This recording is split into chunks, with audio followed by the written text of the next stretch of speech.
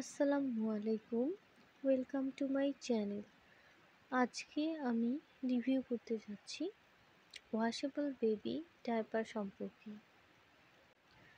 বাচ্চা ভূমিষ্ঠ হওয়ার পর থেকেই আমরা প্রতিটি মাই বাচ্চা সম্পর্কে খুবই উদ্বিগ্ন থাকি। আর যদি হয় বাচ্চার কোনো প্রোডাক্ট যেটা সে রেগুলার ইউজ করে, সেটার প্রতি তো আমরা আরও বেশি চিন্তিতও থাকি, উদ্বিগ্নও থাকি। আর বাচ্চা সবচেয়ে বেশি আমি মনে করি যে জন্মের পর ব্যবহার করে সেটা হচ্ছে ডায়াপার। আর ডায়াপার আসলে মানে একটা বাচ্চাকে সারাদিন ব্যবহার করিয়ে আসলে ডায়াপারের পিছনে এত বেশি খরচ হয়ে যায় যে একটা সময় আমরা এর বিকল্প খুঁজতে শুরু করি। আর বিকল্প হিসেবে আমি মনে করি যে সবচেয়ে সেরা হচ্ছে এই ওয়াশেবল ডায়াপার, যেগুলো ব্যবহার করার পর আবার ওয়াশ করে পুনরায় ব্যবহার করা যায়।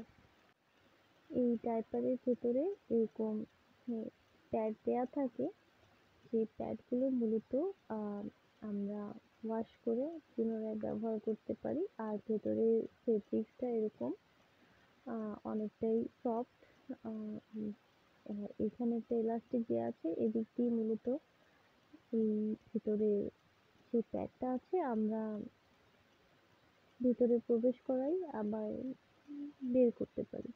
আর এই প্যাডটা মোটামুটি ভারী, যেটা ভালোই শোষণ করতে পারে, ভিজে ভাব তেমন একটা থাকেও না। আর এখানে যেই ফেব্রিক্সটা ইউজ করা থাকে সেই ফেব্রিক্সটাতেও কি করলে তেমন একটা ভিজে ভিজে ভাব থাকে না। আর এটা হচ্ছে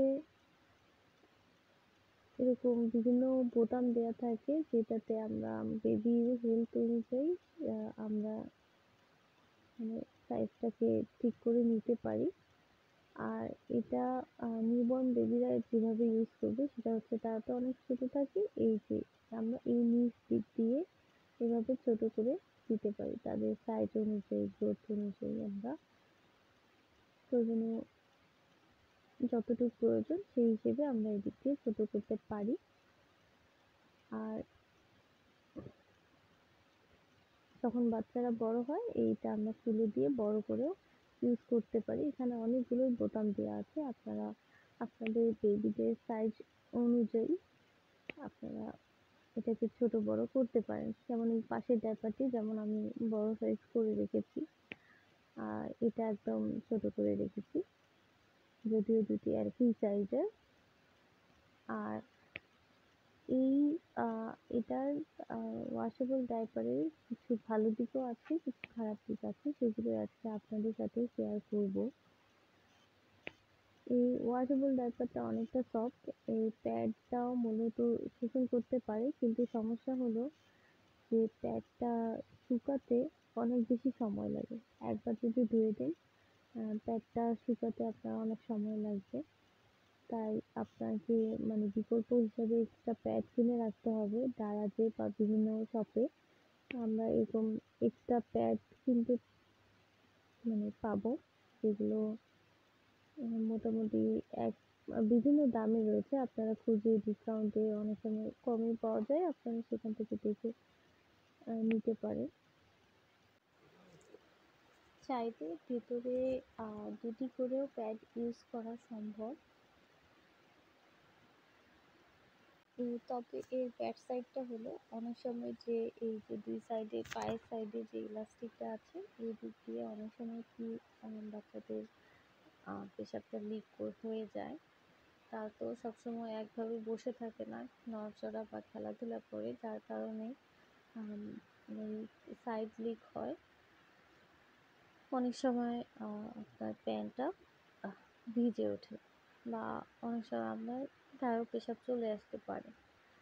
তো আর বাচ্চার গায়ে যদি ভালোভাবে এটা আপনি ফিট করাতে পারেন, তাহলে আপনার এটা লিক করবে না। আপনি 2 থেকে 3 বার করার পরেও এটা আপনি শুকনো পাবেন।